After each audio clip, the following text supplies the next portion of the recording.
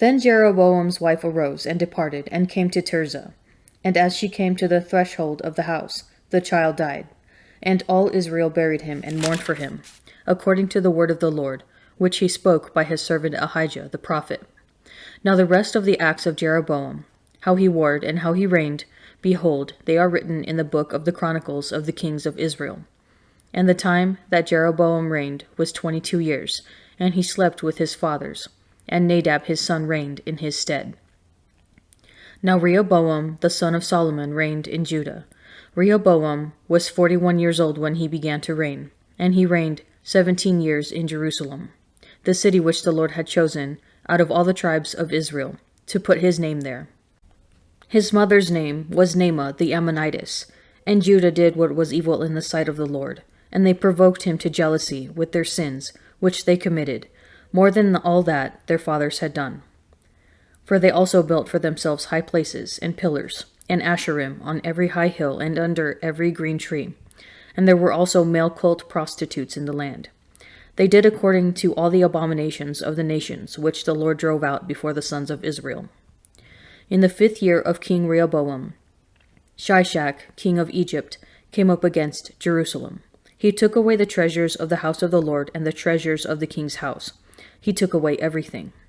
He also took away all the shields of gold which Solomon had made, and King Rehoboam made in their stead shields of bronze, and committed them to the hands of the officers of the guard, who kept the door of the king's house. And as often as the king went into the house of the Lord, the guard bore them and brought them back to the guard room. Now the rest of the acts of Rehoboam, and all that he did, are they not written in the book of the Chronicles of the kings of Judah? And there was war between Rehoboam and Jeroboam continually. And Rehoboam slept with his fathers, and was buried with his fathers in the city of David. His mother's name was Naamah the Ammonitess, and Abijam his son reigned in his stead. Now in the 18th year of King Jeroboam the son of Nebat, Abijam began to reign over Judah. He reigned for 3 years in Jerusalem. His mother's name was Maacah, the daughter of Abishalom. And he walked in all the sins which his father did before him. And his heart was not wholly true to the Lord his God, as the heart of David his father. Nevertheless, for David's sake, the Lord his God gave him a lamp in Jerusalem, setting up his son after him, and establishing Jerusalem, because David did what was right in the eyes of the Lord, and did not turn aside from anything that he commanded him all the days of his life, except in the matter of Uriah the Hittite. Now there was war between Rehoboam and Jeroboam all the days of his life. The rest of the acts of Abijam, and all that he did, are they not written in the book of the Chronicles of the kings of Judah?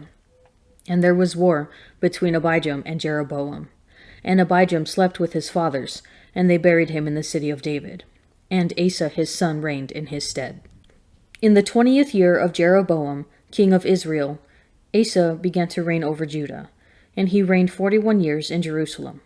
His mother's name was Maacah the daughter of Abishalom. And Asa did what was right in the eyes of the Lord, as David his father had done.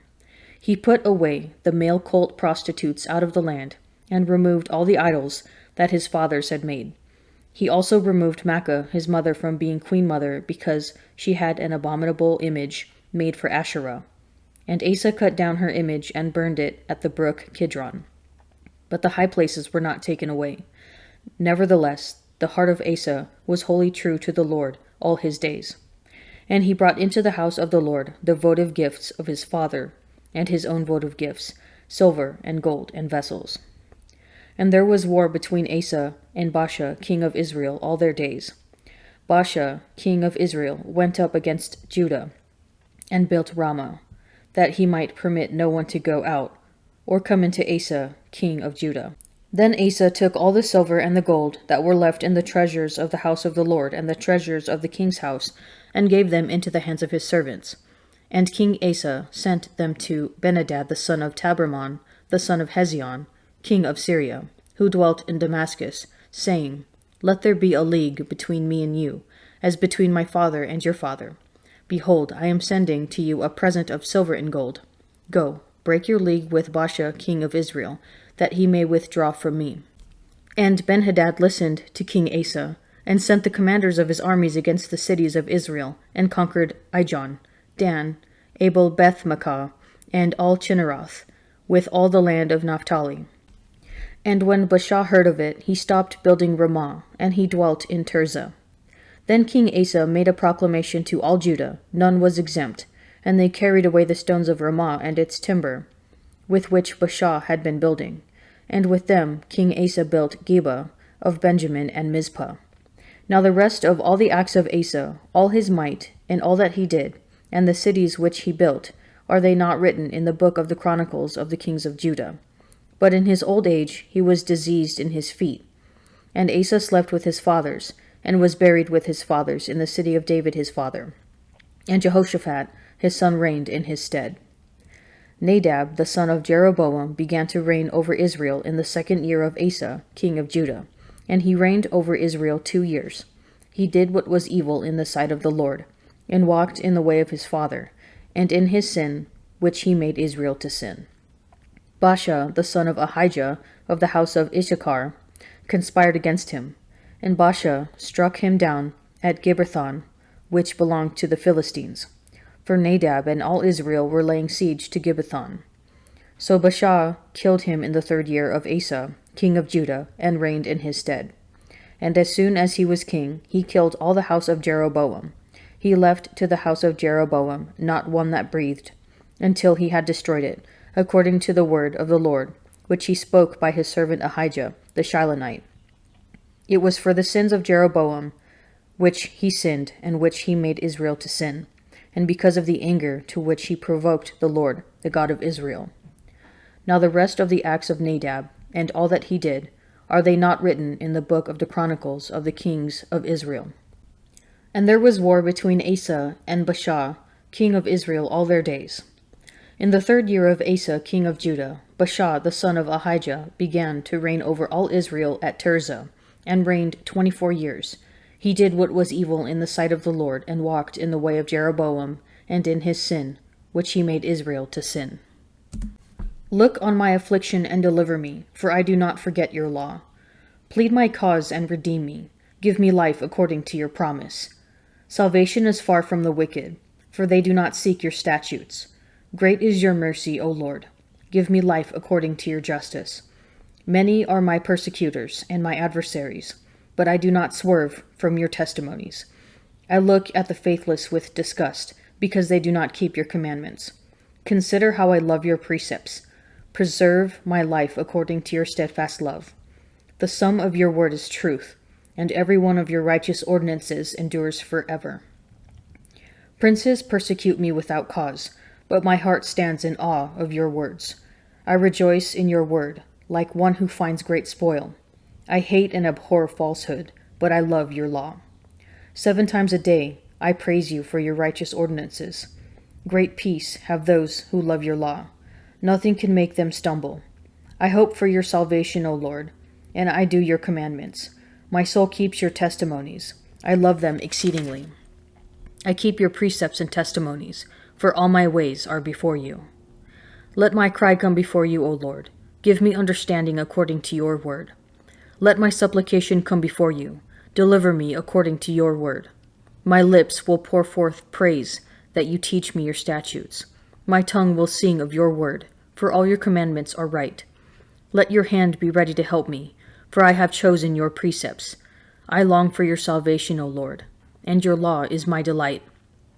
Let my soul live that I may praise you, and let your ordinances help me. I have gone astray like a lost sheep. Seek your servant, for I do not forget your commandments. When the great crowd of the Jews learned that he was there, they came not only on account of Jesus, but also to see Lazarus, whom he had raised from the dead.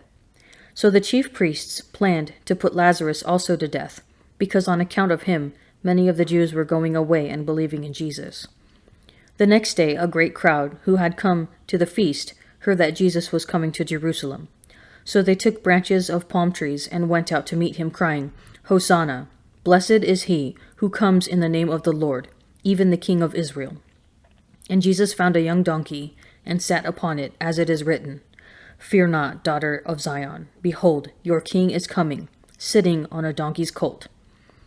His disciples did not understand this at first, but when Jesus was glorified, then they remembered that this had been written of him, and had been done to him. The crowd that had been with him when he called Lazarus out of the tomb and raised him from the dead bore witness. The reason why the crowd went to meet him was that they had heard he had done this sign. The Pharisees then said to one another, "You see that you can do nothing. Look, the world has gone after him." Now among those who went up to worship at the feast were some Greeks. So these came to Philip, who was from Bethsaida in Galilee, and said to him, "Sir, we wish to see Jesus." Philip went and told Andrew. Andrew went with Philip, and they told Jesus. And Jesus answered them, "The hour has come for the Son of Man to be glorified. Truly, truly, I say to you, unless a grain of wheat falls into the earth and dies, it remains alone. But if it dies, it bears much fruit. He who loves his life loses it, and he who hates his life in this world will keep it for eternal life. If anyone serves me, he must follow me, and where I am, there shall my servant be also. If anyone serves me, the Father will honor him." With the death of Jeroboam, 1 Kings begins to narrate the reigns of the kings of Judah and Israel at a blistering pace. If a king walked in the ways of his father David, then he proved righteous before God. But if he walked in the ways of Jeroboam, then he promoted false worship and apostasy. Israel, which now refers to the northern kingdom that broke away under Jeroboam as a whole, is well characterized by the last line of Psalm 119. "I have gone astray like a lost sheep. Seek your servant." Israel was lost and needed the Lord to come after the nation and bring it back. Likewise, each of us is akin to a lost sheep. We cannot seek God all by ourselves, but in fact, we need him to come looking for us. Jesus indeed comes looking for us, his people, and exemplifies sacrificial love. Unless a grain of wheat falls into the earth and dies, it remains alone, but if it dies, it bears much fruit. Jesus, of course, is talking about himself and his sacrifice for us, which bears great spiritual fruit in the salvation of the world. Yet he also invites us to die with him and to participate in his suffering. How has the Lord sought you out?